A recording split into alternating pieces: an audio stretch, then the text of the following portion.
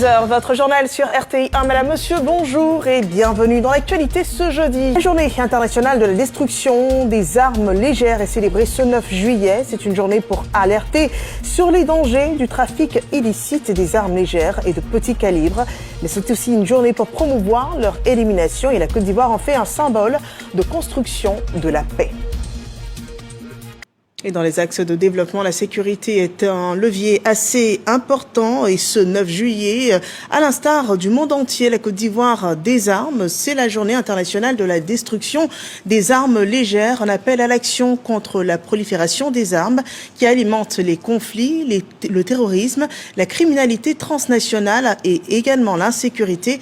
Et notre pays engagé à faire de la paix une réalité durable présente le bilan de ces actions. Et ce sont plus de 26 760 armes et plus de 750 000 munitions qui ont été détruites depuis 2012. Le point avec Walter Amadou Ouattara.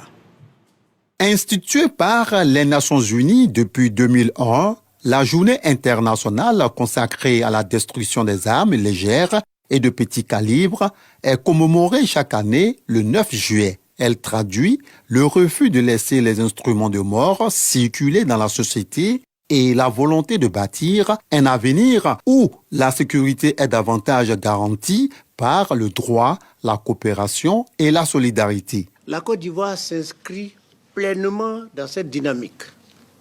Depuis plus d'une décennie, la Commission nationale de lutte contre la prolifération et la circulation illicite des armes légères et de petit calibre mène des actions de sensibilisation, de collecte, de destruction des armes et de sécurisation des stocks.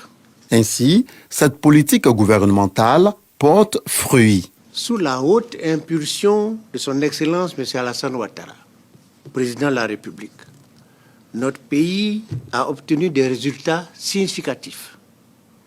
Ainsi, depuis 2012, ce sont 26 760 armes et 715 385 munitions qui ont été détruites, dont 1441 armes et 801 munitions au titre de l'année 2025.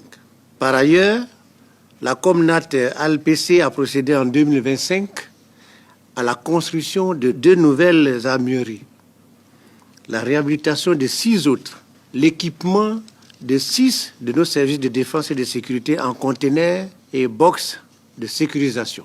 Pour l'année 2026, environ 1000 armements obsolètes feront également l'objet d'une destruction systématique.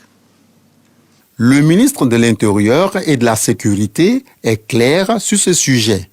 Il soutient que la lutte contre la prolifération des armes exige la mobilisation de tous, notamment pouvoirs publics, forces de sécurité, autorités judiciaires, société civile et citoyens.